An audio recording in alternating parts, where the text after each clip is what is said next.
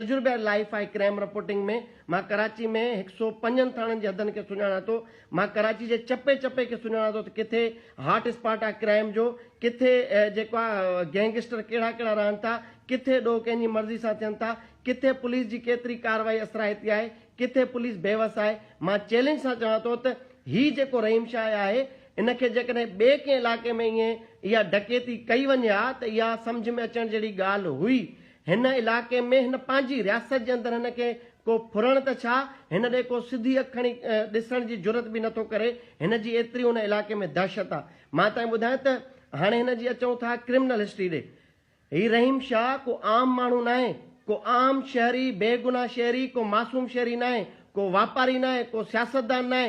हीउ क्रिमिनल आहे, notorious criminal आहे। हिन पूरे बैंस कॉलोनी जेके इलाइक़ा आहिनि उन सां गॾोगॾु सुखन शाह लतीफ़ क़ाइदाबाद जा जेके इलाइक़ा आहिनि उन्हनि में हिन लैंड ग्रैबिंग कई आहे। हिन जो जेको हमज़ुल्फ़ आहे जेको हिन जो साली जो मुड़ुसु जंहिंखे असां चऊं संढू जेको हिन जो आहे गुल मोहम्मद, उहो बदनाम तरीन क्रिमिनल आहे, मंशात फरोश आहे, असले जो वापारी आहे वॾो। हिन जी पूरी फैमिली जंहिंमें हिन जो हिकिड़ो सिपाही आहे हमज़ुल्फ़ यानी संढू जो पुटु फैसल उर्फ सरदार सिपाही, जेको बि कुझु साल अॻु यानी 4 खां 5 साल अॻु फुर कंदे सिटिंग सर्विंग सिपाही फुर कंदे हिकिड़े माण्हू खे क़तल करे वेठो आहे। 302 में जेल काटे चुको आहे एफआईआर में। ही क्रिमिनल फैमिली आहे। ही बिल्कुलु हिननि जो सीआरओ आहे यानी क्रिमिनल रिकॉर्ड ऑफिस में हिननि जी डेटा मौजूदु आहे।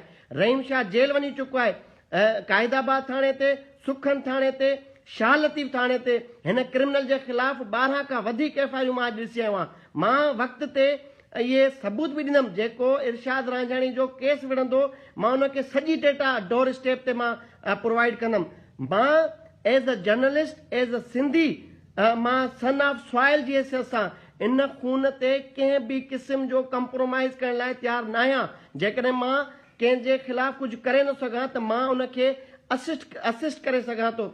जेकॾहिं इरशाद रांझाणी जो भाउ ग़रीब मिसकिन आहे, उनजी पहुच न आहे DIG SSP या लाॻापियल अख़्तियारनि ताईं, मां उन्हनि जी मुआवनत, मां उनजी सहूलियतकारी करे सघां थो।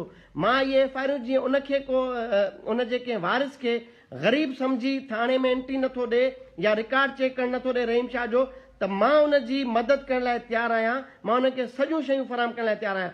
मां अॼु हिते अचण जो मक़सदु इहो आहे त असां एॾा छो कमज़ोर थी विया आहियूं, एॾा छो नफ़्सियाती तौर ते डिप्रेस थियल आहियूं त असां कंहिं बि हक़ जे लाइ आवाज़ उथाईंदासीं त असांखे एजेंसियूं खणी वेंदियूं। बाबा एजेंसियूं स्टेट जे ख़िलाफ़ ॻाल्हाईंदड़ जे ख़िलाफ़ एक्शन कनि थियूं।